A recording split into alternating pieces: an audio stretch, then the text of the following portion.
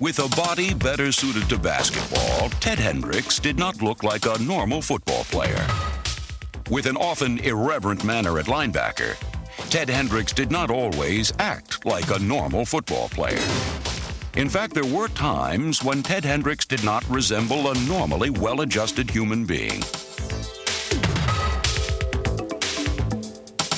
No, Ted Hendricks was even a mystery to the team that drafted him in 1969. Ted Hendricks was a big old 6'8", 205-pound stork. He looked like a stork. And we took him in the second round. So the team was getting together for training camp, and they said, who is this guy that's 6'8", 205? Where's he going to play? So Stork shows up, and sure enough, we began to notice in the early going that it's kind of hard to block him.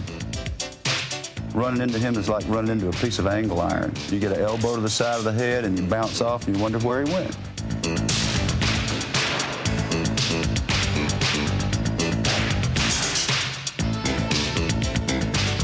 Despite his emergence as one of football's most dominant and versatile linebackers, it took the Stork some time to find a permanent nest.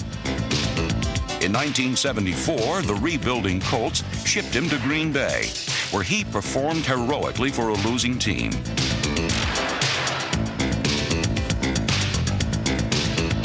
Granted free agency at season's end, the Stork flew west, landing at the NFL's haven for talented misfits.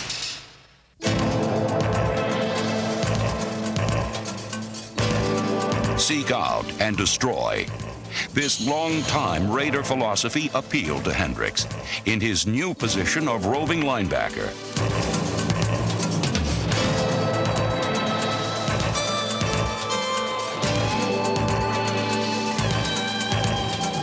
The Stork suddenly became the Mad Stork. Part of it was his ability to dole out punishment. Another part of it was his capacity for enhancing the Raider mystique of eccentricity, taking it into a whole other twilight zone. Ted Hendricks probably lives in his own space, his own time. He's had a tradition about doing something unusual early in training camp each year, like coming in on horseback one year, or arriving at training camp in a limousine, or one year when we had a stripper come out in the middle of the practice with a raincoat on, drop the raincoat, take 2 laps around the field and zoom on out. Later found out that she had been hired by Mr. Hendricks. We all went out there for practice one particular day, and it was blistering hot. It must have been close to 100 degrees. We were in full pads. Guys, we were sweating before we got on the field. We all walked on the field, and there it was, an umbrella, a chair and a table, 2 lemonades. And there was one particular player sitting with his feet up, fanning himself, screaming to us, "Come on, boys, it's fun time! It's fun time! Ah!"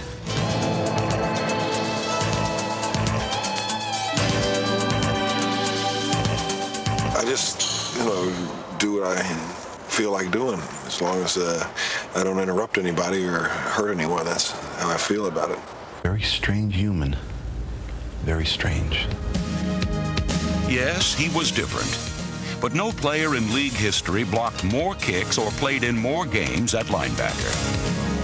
The battle scars of 15 NFL seasons that span 3 decades truly go a long way toward explaining Ted Hendricks' sometimes abnormal character.